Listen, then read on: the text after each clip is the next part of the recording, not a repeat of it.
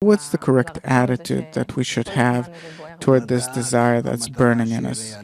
To know what's the goal that we have to reach, that for the sake of achieving this goal, the ego is developing in us, and that we have to use this ego correctly. And then we reach the goal that we were created for. So if a person feels that he has a big desire, what is he actually supposed to tell himself about this desire? How should he direct it? For this we have to see what the purpose of creation is, to inquire and understand it. And what is the purpose of creation? It's for us to become like, similar to nature on the level on which the ego is in control. Because the ego, it actually brings us out of the still, the vegetative, and the animate. It makes something very strange out of us, where on the one hand, we control all of nature, and on the other hand, we're dependent on all of nature.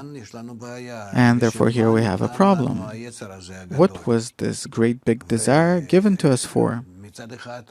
On the one hand, it's as if supposed to elevate me above everyone. On the other hand, I see that in my development, I reach the most ignoble states, lowliest states. And here comes the wisdom of Kabbalah and explains that using this will to receive, using the ego, that you have to use it in a very special way, where on the one hand, in my ego, I feel a desire to suppress everyone, control everyone, but actually I have to work on this the other way around, where I suppress myself and control myself. And then what follows is that I see this ego as what we call helpmate against him. It is as if wants to put me to death, to push me to struggles and to control everyone. And I see that it's bad for me. And so I take it and control myself. And this control over my ego, it elevates me above my ego and ties me to the root, to the upper force. And then I reach a state where I truly become the superior master, like the creator,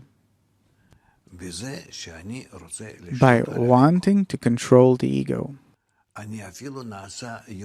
I even become greater than how the Creator created me, because He created me in ego.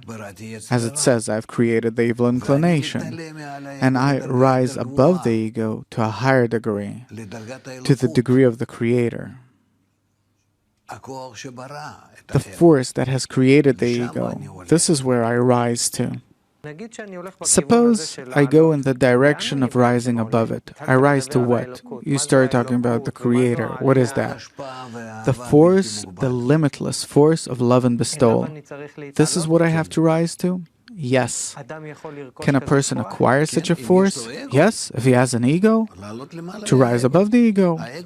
The ego, in and of itself, is called helpmate against him. It helps me rise above itself. And then there's this combination between these two forces in me, the natural egoistic force and the higher force that I have developed. Yes, and what does that bring a person to? What abilities does he have? He sees the world from end to end. He sees everything, feels everything, is in control of everything, to the benefit of everyone else.